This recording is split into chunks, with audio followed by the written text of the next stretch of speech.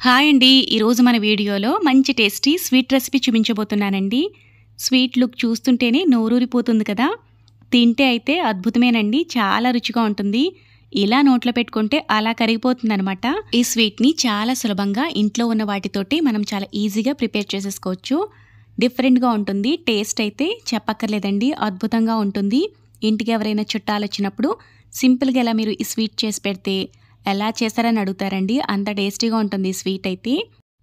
ముందుగా ఒక table spoon నెయ్యి వేసుకుని డ్రై ఫ్రూట్స్‌ని దోరగా వేయించుకుని తీసుకుందాం. ఇందులో నెయ్యి ఉంది కదా సరిపోతుంది. ఒక కప్పు ఉప్మా నూకను వేసుకుని దోరగా మాడకుండా వేయించుకోవాలి.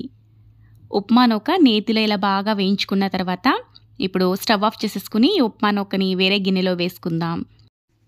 మనం తీసుకున్న ఒక కప్పు ఉప్మా నూకకి 2.5 కప్పుల వరకు చిక్కటి పాలని వేసుకుందాం. ఇలా పాలు వేసుకున్న తర్వాత ఒకసారి అంతా కలిసేలా బాగా కలుపుకోవాలి. ఇలా పాలల్లో ఒక 10 నిమిషాల పాటు ఈ నూకని నానబెట్టుకుంటే పాలు పీల్చుకుని నూక మనకి కొంచెం సాఫ్ట్గా అవుతుంది. నూక నానేలోగా షుగర్ క్యారమెల్ని ప్రిపేర్ చేసుకుందాం. కడాయిలో పావు కప్పు నెయ్యి తీసుకోవాలండి స్వీట్ మొత్తానికి. నేను ముందుగా ఒక టేబుల్ స్పూన్ వరకు నెయ్యిని డ్రై ఫ్రూట్స్ వేయించుకున్నప్పుడు ఇందులోంచి వాడాను. మిగిలిన నెయ్యిని కడాయిలో వేసుకుందాం. ఈ స్వీట్లోకి మనం ఒక కప్పు నూక తీసుకున్నాం కదా, కప్పున్నర పంచదార వేసుకోవాలి. కరెక్ట్గా సరిపోతుందండి. ఇందులో మనం పాలు ఎక్కువగా వేసుకున్నాం కాబట్టి పాలకు కూడా మనకు కొంచెం స్వీట్ యాడ్ అవుతుంది. 1.5 కప్పు పంచదార తీసుకుంటే కరెక్ట్గా సరిపోతుంది. ఇందులోకి నీళ్ళు ఎక్కువగా వేయకూడదు. ఇలా కొంచెం వేసుకుంటే సరిపోతుంది. పంచదార కరగడానికి మాత్రమే కొద్దిగా నీళ్లు వేసుకోవాలి. మీడియం ఫ్లేమ్లో పెట్టుకుని ఇలా కలుపుకుంటూ ఉంటే పంచదార ఇలా మనకి కరుగుతూ ఉంటుంది. 4-5 నిమిషాల పాటు ఇలా కలుపుకుంటూ ఉంటే మీడియం ఫ్లేమ్లో పంచదార ఇలా కొంచెం గట్టిగా అయిపోతుంది. అయినా సరే ఇలా మనం కలుపుకుంటూ ఉండాలి. ఈ పంచదార మనకి కొంచెం కలర్ చేంజ్ అయింది కదా, ఇలా లైట్గా కలర్ చేంజ్ అయింది. ఇలా కలుపుకుంటూ ఉంటే మనకి ఇంకొంచెం డార్క్ కలర్లో ఈ పంచదార అనేది మనకి మారిపోతుంది. ఇక్కడ మనకి షుగర్ క్యారమెల్ అయితే రెడీ అయిపోయిందండి. మరీ ఎక్కువసేపు కూడా కలుపుకోకూడదు. ఈ కలర్ వస్తే మనకి సరిపోతుంది.